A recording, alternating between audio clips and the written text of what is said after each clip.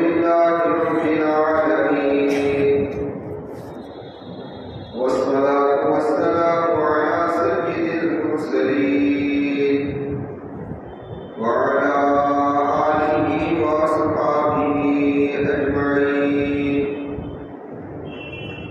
أما بعد، فقد قال الله تبارك وتعالى في الكلام المجيد والفرقان الحميد: أعوذ بالله من الشيطان الرجيم، بسم الله الرحمن الرحيم. شهر رمضان الذي أنزل فيه القرآن هدى للناس وبينات من الهدى والفرقان. صدق الله العظيم. معزز سامعین کرام اور پردہ نشین خواتین، سال گزر گیا پتہ بھی نہیں چلا. ابھی رمضان گیا تھا اور رمضان بالکل قریب آ گیا. یہ زندگی کی قیمتی اوقات ہے جو اللہ تبارک و تعالیٰ نے مجھے اور آپ کو عطا فرمایا. اس کی قدر کرنے کی اللہ مجھے بھی توفیق عطا فرمائے، ہم تمام کو اس کی قدر کرنے کی توفیق عطا فرمائے. ہمیں کہیں اپنی جوانی دھوکے میں نہ ڈال دے اور کہیں ہم یہ نہ سمجھ بیٹھے کہ ابھی تو جوانی ہے، بڑھاپا باقی ہے، بڑھاپے میں کچھ کر دے.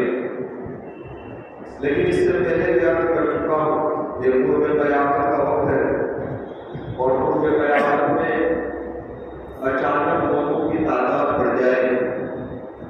کب کس کا جنازہ نکل جائے کسی کو پتہ نہیں ہے. آپ نے دیکھا ہوگا کہ چلتا پھرتا آدمی چل بستا ہے. یہ اللہ کا نظام ہے. اللہ نے جو زندگی مجھے اور آپ کو عطا فرمائی ہے اور یقین کی مہینہ جو بھی آ رہا ہے، اللہ پہلے مجھے نصیب فرما دے، آپ کو بھی نصیب فرما دے. یہ مہینہ بڑی برکتوں والا مہینہ ہے، رحمتوں والا مہینہ ہے، مغفرت والا مہینہ، جہنم سے خلاصی کا مہینہ. اللہ یہ مبارک ساعت کی قدر کرنے کی توفیق عطا فرمائے. آپ جانتے ہیں اس سے پہلے بھی یہ روایت عرض کر چکا ہوں، لیکن رمضان کا مہینہ اور رمضان کے مہینے میں اس پر عمل کرنا آسان ہو جاتا ہے. تو رمضان کے مہینے میں جو قیمتی اوقات ہے ان میں سے سب سے بہتر اگر کوئی قیمتی وقت ہے تو وہ سحری کا وقت. کون سا وقت ہے؟ سحری کا وقت ہے. اور سحری کے وقت کے اندر اللہ تبارک و تعالیٰ خود ندا فرماتے ہیں، ہے کوئی مغفرت کا تعلیم کہ میں اس کی مغفرت کروں، میں اس کے گناہوں کو معاف کروں. آپ ذرا سوچیں، ابھی گزشتہ قریب میں ایک کلپ سن رہا تھا، قریب ملک کے مولانا تھے، مولانا عبدالرحیم صاحب دعوت برکاتہ. وہ فرماتے ہیں کہ اتنا سبحانہ وقت ہے، اتنا بابرکت وقت ہے کہ سائنسداں کہہ رہا ہے، یعنی سائنسداں کہہ رہے ہیں اس بات پر کہ اس وقت کے اندر کائنات کا بنانے والا خود سرپوشی کرتا ہے. سمجھ میں آئی؟ خود باتیں کرتا ہے کوئی یہ ایسا ہو. تو ایک غیر مسلم کو بھی یہ بات سمجھ میں آ گئی کہ وقت بڑا قیمتی ہے. سمجھ تو ہم تو اہل ایمان اور ہمارا نبی نے 1400 سال پہلے کہہ دیا کہ یہ آخری وقت جو ہے رات کا، یہ بڑا قیمتی وقت ہے. تو عام دنوں میں تو ہمارے سے غفلت ہو جاتی ہے، لیکن رمضان کے مہینے میں یہ غفلت میں نہ گزرے، اس کی ہمیں کوشش کرنی چاہیے. کریں گے انشاءاللہ. تو دیکھیے ندا ہوتی ہے کوئی مغفرت کا تعلیم کہ میں اس کی مغفرت کروں. اب اس کو آپ ایک بچے کی مثال سے سمجھیے کہ بچے کو جب کوئی گندگی لگتی ہے، یعنی کہ پیشاب کر دیا اس نے یا ٹوائلٹ کر دیا، چھوٹا سا بچہ ہے، معصوم بچہ ہے، ابھی بول نہیں سکتا، تو وہ روتا ہے. اور جب روتا ہے تو اس کی اماں سمجھ جاتی ہے کہ کیوں رو رہا، فوراً اس کی گندگی کو صاف کر دیتی ہے. تو بچہ پھر بالکل رونا دھونا اپنا بند کر دیتا ہے. اسی طریقے سے میرے نوجوانوں، میرے ذات کو بھی کہ پورا سال ہمارا دماغ گندا ہو چکا ہے، ہمارا دل گندا ہو چکا ہے، ہمارا بدن گندا ہو چکا ہے۔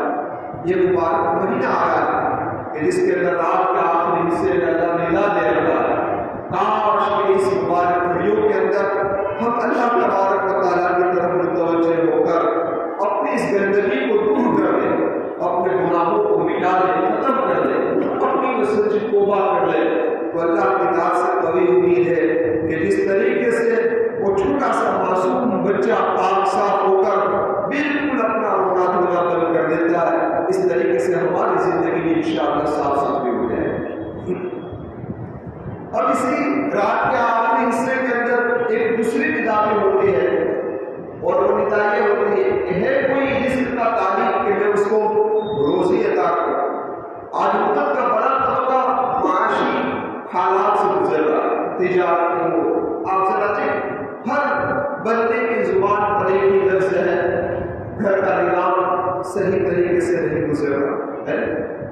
اب آپ اس بچے کو اٹھائیں کہ یہ معصوم سا بچہ وہ بھی بول نہیں سکتا، لیکن اس کو بھوک لگتی ہے تو کیا کرتا ہے؟ ہوتا ہے امی سمجھ جاتی ہے کہ اس کو دودھ کی ضرورت ہے تو اپنی فوراً اپنی چھاتی کو پیش کر دیتی ہے۔ اب ذرا آپ غور کریں، اس نے اللہ سے اور صرف رویا، اللہ تبارک و تعالیٰ نے اس کے لیے 2 دروازے روزے کے کھول دیے، اس کا پیٹ بڑھ گیا۔ تو ہم بھی اس رات کے آخری حصے میں روزی کے لیے اللہ کے سامنے روئیں گے، انشاءاللہ ہماری روزی کا مسئلہ بھی اللہ تبارک و تعالیٰ کیا کر دیں گے؟ حل کر۔ اب اس سے آگے بڑھے، تیسری پکار یہ ہو رہی ہے اللہ تبارک و تعالیٰ کی طرف سے، ہے کوئی مصیبت زدہ اپنی تکلیفوں میں مبتلا کہ میں اس کو رہائی عطا فرما دوں، اس کو سکون عطا فرما دوں، اس کی بے چینی کو چینی سے تبدیل کر دوں۔ تو اس چھوٹے سے بچے کو اٹھائیے، یہ چھوٹا سا بچہ اس کے پیٹ کے اندر درد ہو رہا ہے تو رو رہا ہے، اس کے پاس ایک رونے کی سوا کچھ ہے، زبان سے بول تو سکتا ہے، بھوک لگی تب بھی رویا، گندا ہوا تب بھی رویا، اور پیٹ میں درد ہوا تب بھی رویا۔ امی سمجھ جاتی ہے کہ اس کے پیٹ کے اندر کچھ گڑبڑی ہے، فوراً ڈراپس پلا دیتی ہے، اس کو سکون آ جاتا ہے۔ تو جس طریقے سے اس بچے کو سکون مل جاتا ہے، بس اسی طریقے سے ہماری مصیبتوں کو دور کر کر اللہ تبارک و تعالیٰ انشاءاللہ ہمیں بھی سکون عطا فرمائے۔ تو میں آپ سے عرض کر رہا تھا کہ اس بابرکت مہینے کی یہ مبارک گھڑیاں جو ہے، اللہ مجھے بھی نصیب فرمائے، آپ کو بھی نصیب فرمائے، اس کی قدر کریں۔ خصوصاً عورتوں کے لیے نظام بنانا تو بہت آسان ہے، مرد تو بھی کھانے کے وقت سحری کے وقت اٹھتے ہیں، لیکن عورتیں تو سحری بنانے کے لیے اٹھی جایا کرتی ہے، تو کچھ 15-20 منٹ کچھ جلدی ہو جائے۔ یاد رکھیے میرے نبی محمد رسول اللہ صلی اللہ علیہ وسلم عام طور پر تہجد کے 8 رکعتیں پڑھا کرتے تھے۔ کتنی رکعتیں؟ اگر ہمارے پاس وقت کی گنجائش ہے تو ہم 8 رکعت پڑھنے کی کوشش کریں، تاکہ نبی کا عام معمول 8 رکعت کا تھا، اس پر ہمارا عمل ہو جائے۔ اگر 8 میں نہیں پڑھ سکتے تو 4 بھی نہیں پڑھ سکتے تو کم از کم کوئی رات ایسی تو نہ گزرے کہ جس میں ہماری 2 رکعت میں تہجد کی نہ ہو۔ کوشش کریں گے انشاءاللہ۔ اس لیے آپ اپنی مبادری محمد رسول اللہ صلی اللہ علیہ وسلم کی ایک روایت ہے کہ جس آدمی کا رمضان سلامتی کے ساتھ گزر گیا تو اس کا پورا سال سلامتی کے ساتھ گزر گیا۔ اور سلامتی کا مطلب کیا؟ کوئی بیماری نہ آئے، کوئی تکلیف نہ آئے، کوئی حالات نہ آئے، کوئی تنگی نہ آئے، یہ سلامتی کا مطلب نہیں۔ سلامتی کا مطلب یہ نہیں۔ سلامتی کا مطلب کیا ہے؟ تو علماء نے لکھا ہے کہ اس مہینے کی جو خاص ایک مطلب، اس مہینے کی جو خاص 2 عبادتیں ہیں اس کا اہتمام کریں۔ خاص عبادت میں ایک کیا ہے؟ روزہ۔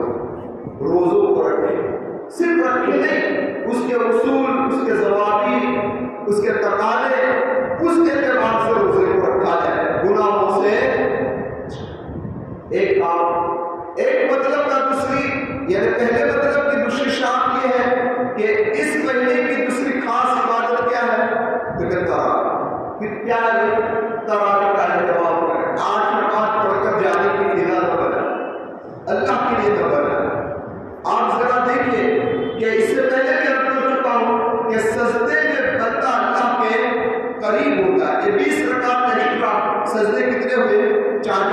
ابراہیمی کے سجدے کتنے ہوئے؟ 1200. یہ 1200 مقامات قرب اللہ تبارک و تعالیٰ سے ملنے کے لیے عطا کرتے ہیں، تو اس سے غفلت برتنی نہیں چاہیے.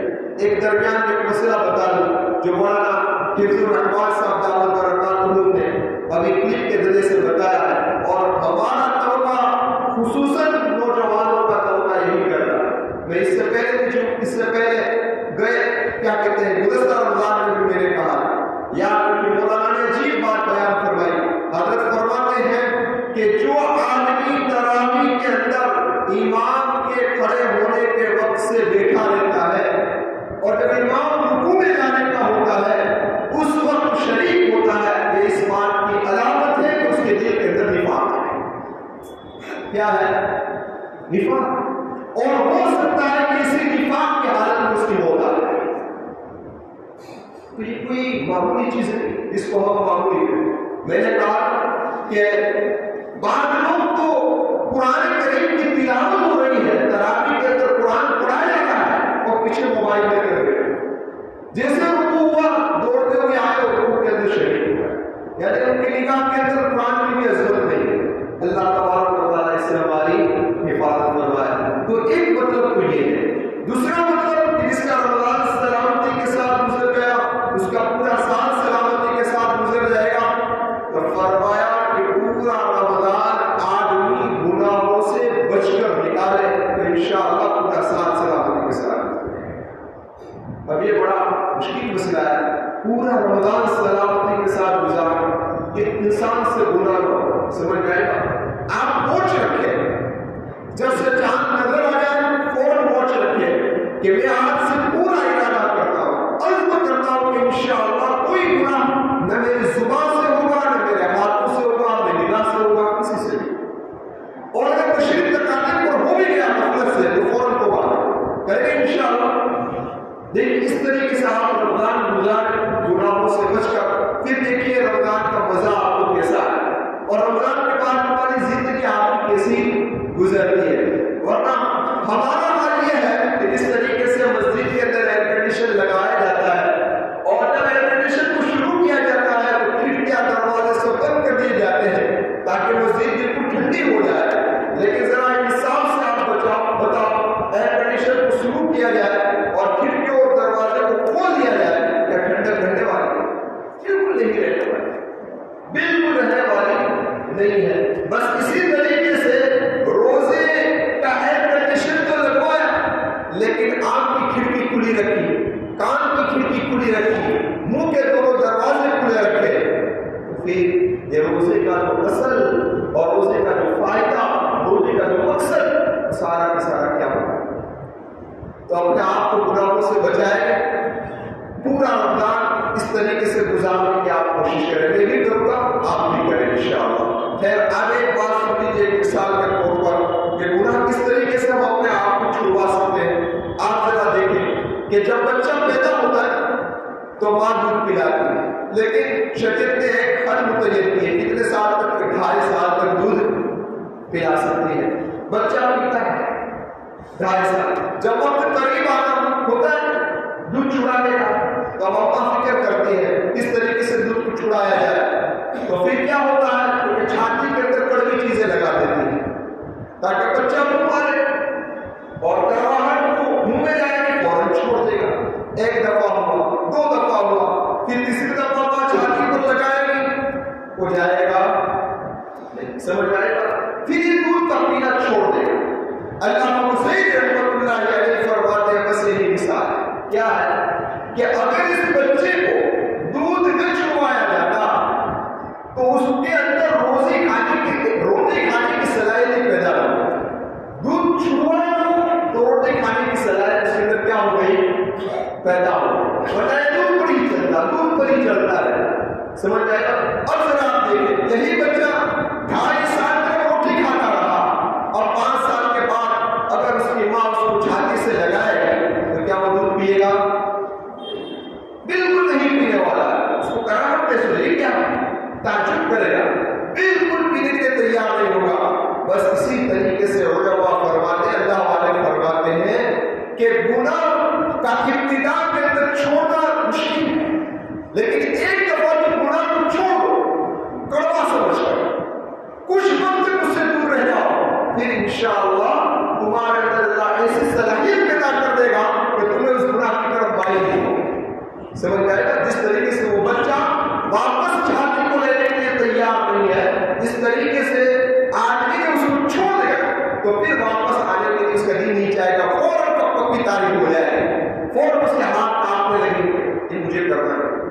جیسے آپ ذرا دیکھیں ابتدائی اسلام کے اندر شراب فوراً تو حرام دیکھتی ہے. آپ اندازہ لگائیے کہ شراب کی اہمیت زمانہ جاہلیت میں کتنی تھی ان لوگوں کے نزدیک کہ تقریباً 200 نام تھے ایک ہی چیز کی طرح. صبح کی شراب کا الگ، شام کا الگ، رات کا الگ، پانی میں ملی ہوئی کا الگ، کھجور میں ملی کھجور سے بنی ہوئی کا الگ، انگور سے بنی ہوئی کا الگ، جو سے بنی ہوئی کا الگ. 200 نام شراب گھوٹی گھوٹی کے تھی. لیکن اللہ تعالیٰ نے آہستہ آہستہ کر کے شراب کو کیسا کر دیا؟ فوراً غائب ہو گئی ان کے اندر سے. یہ نبوست ان کے اندر سے کیا ہو گئی بھائی؟ تو میں آپ یہ کر رہا تھا اپنے آپ کو گناہوں سے کیا کرے بھائی؟ اب ذرا ایک حدیث کا مختصر خلاصہ سمجھ لیجیے پھر بات کو ختم کرتے ہیں. اب میرے محبوب نے یہ فرمایا کہ بھائی یہ پورا رمضان جس کا رمضان سلامتی کے ساتھ گزر گیا اس کا پورا سال کریں گے انشاءاللہ. اب دوسری بات اللہ کے محبوب نے فرمایا کہ یہ مہینہ صبر کس کا ہے بھائی؟ صبر. اب اس کو سمجھیے صبر کا مہینہ کیوں کہا محمد رسول اللہ نے. ایک روایت میں اللہ کے محبوب نے فرمایا جس کا خلاصہ یہ ہے کہ جس آدمی کو صبر کی نعمت مل گئی اس سے وسیع نعمت اور کوئی نہیں ہے. اس سے وسیع نعمت اس کا مقابلہ کوئی اور نعمت کر ہی نہیں سکتی. لیکن صبر کا مفہوم سمجھنا بھی ضروری ہے. صبر کس کو کہتے ہیں؟ کیونکہ میرے محبوب نے فرمایا یہ مہینہ صبر کا ہے. کیونکہ صبر الگ ہے.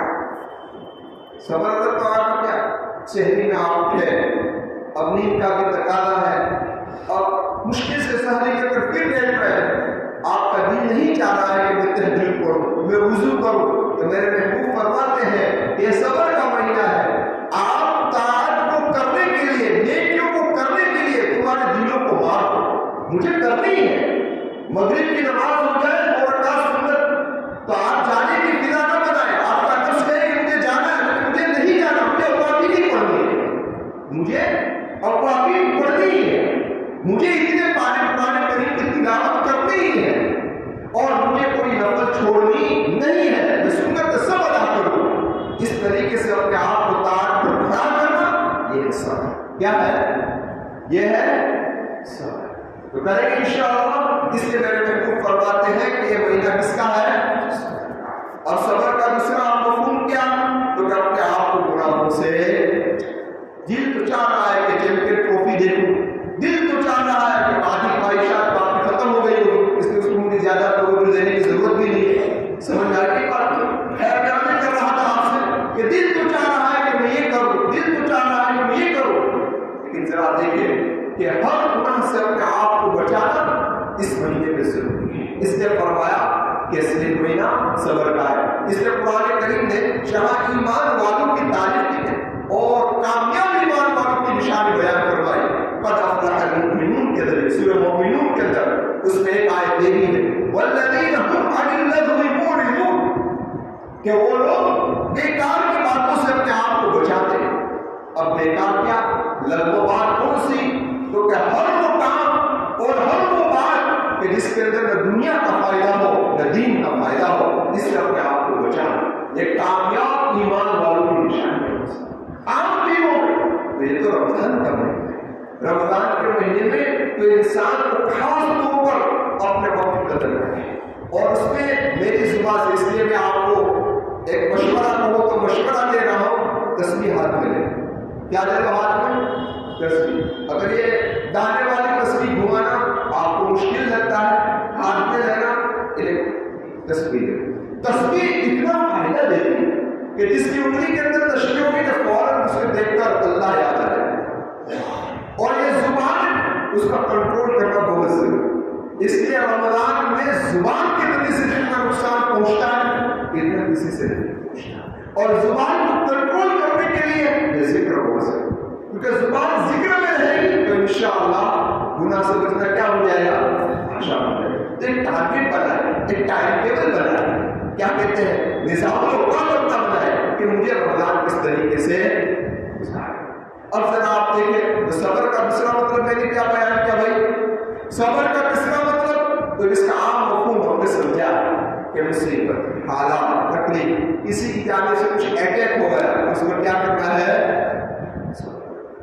تو اب ذرا یہاں یہ غلط فہمی اور بھی دور کر لیجیے.